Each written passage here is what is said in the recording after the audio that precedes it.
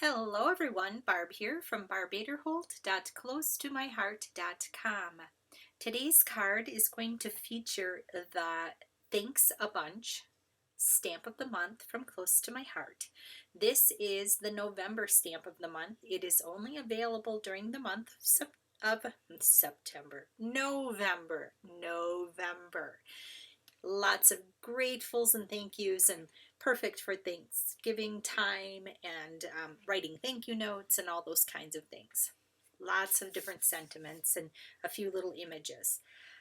This is my stamp platform it was Tim Holtz. I don't think it's currently made, but I have it in my stash and I like to use it. And what I did is, you can see here, I took all of those little sentiments, in fact everything, off of the carrier sheet, and I put it on the lid. And I'm going to make a 6x6 card. Why 6x6? I don't know. It just works out for me.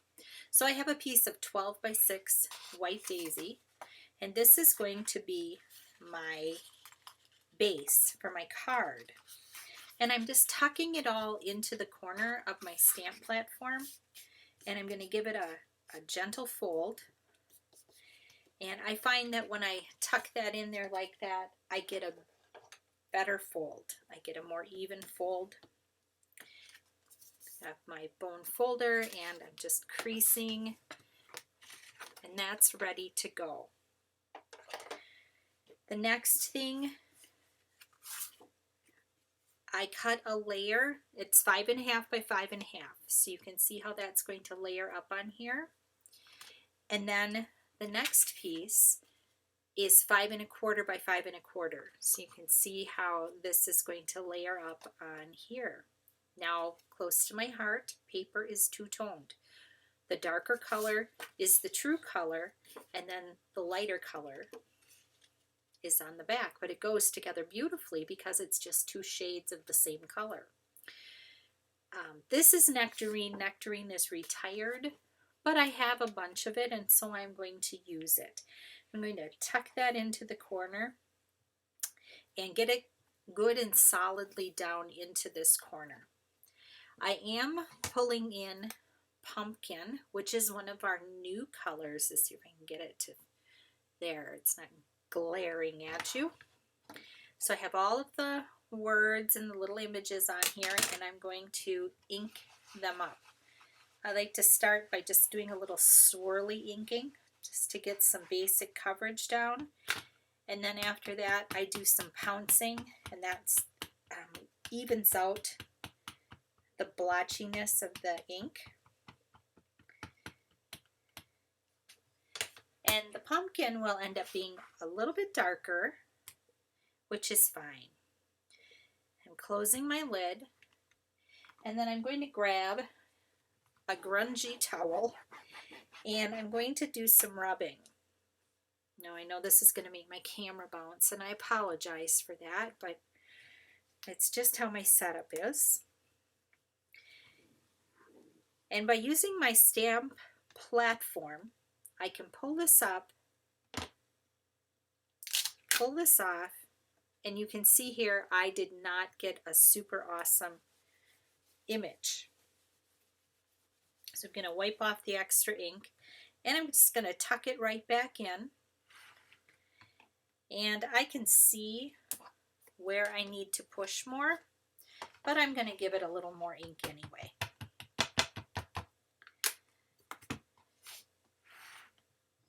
Make sure that's tucked in. There are magnets that go with this, but they'll be in the way with where I have everything placed. So now I know that this is struggling a little bit, and I have one more little trick to try.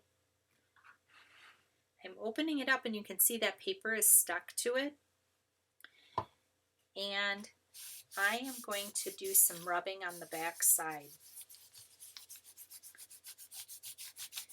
And my hope is that it will help to transfer that ink onto the cardstock. I want to wipe this off over here I peel this up, and that's looking gosh darn good, and I am quite happy with that.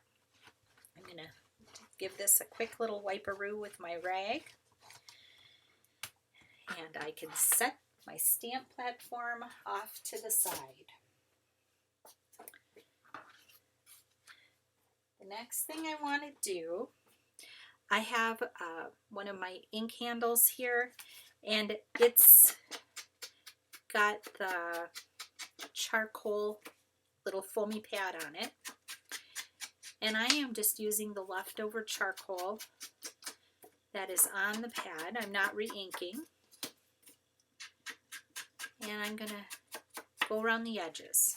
You could do this with the pumpkin, or you could do mocha, black, whatever color you want. I'm just giving this a hint of a shadow.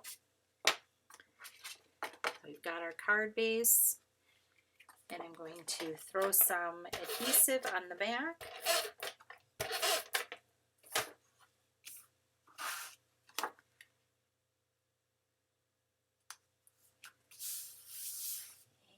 And more adhesive. This is just simple layering. This is a slightly blurry,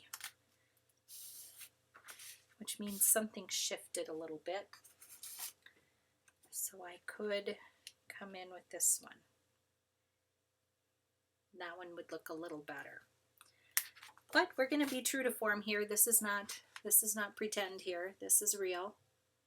And it looks good. It's not bad at all. And I think that's a fun way to use up all those different sentiments. It's a nice big 6x6. You can get envelopes that will accommodate a 6x6 card. Postage is a little bit higher, so you have to have it posted so that they can put the extra postage on. Or I think I just put 2 stamps on it, and it's usually good. So there you go, the November 2023 Stamp of the Month. Thanks a bunch. That's a fun way to use that up. And with the stamp platform, you can do some bulk stamping. That will work well with that technique. Thank you so much for stopping by. Have a blessed, crafty day, and I'll see you next time.